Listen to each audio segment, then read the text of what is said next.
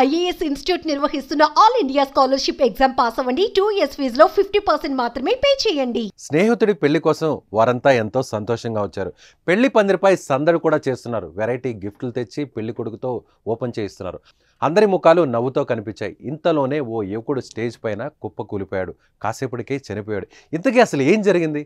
ఒకప్పుడు గుండెపోటు అంటే పెద్దగా తెలియదు, కానీ కోవిడ్ తర్వాత గుండెపోటు మరణాల గురించి నిత్యం వింటున్నాం, కళ్ళారా చూస్తున్నాం. నడుస్తూ, వాకింగ్ చేస్తూ, డ్యాన్స్ చేస్తూ, అలాగే జిమ్ చేస్తూ ఉన్నపాటుగా ఒక్కసారిగా కూలిపోతున్నారు.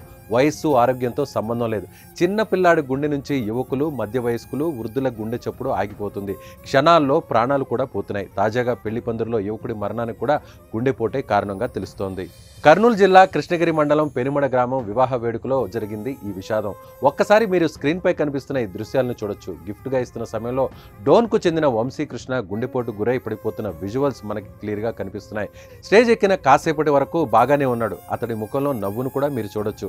చనిపోయే ముందు వరకు ఎంతో ఆనందంగా ఉన్నాడు, కానీ ఒక్కసారిగా కొంచెం అస్వస్థతకు గురవుతున్నట్లు కనిపించాడు. స్నేహితులకు చెయ్యి అందించి సాయం కోరి అంతలోనే కుప్పకూలిపోయాడు.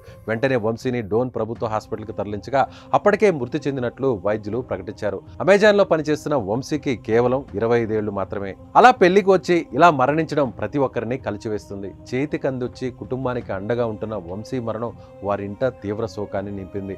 అప్పటి వరకు ఎంతో సంతోషంగా ఉన్న స్నేహితుడు కళ్ల ముందే చనిపోవడంతో తోటి స్నేహితులు తట్టుకోలేకపోతున్నారు.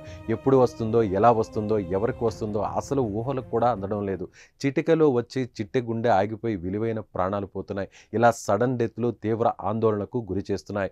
ఎప్పుడు ఎవరిని కోల్పోతున్నామో తెలియడం లేదు. సడన్ డెత్లు కారణం ఏమనుకుంటున్నారో మీ అభిప్రాయాన్ని కామెంట్ రూపంలో తెలియచేయండి.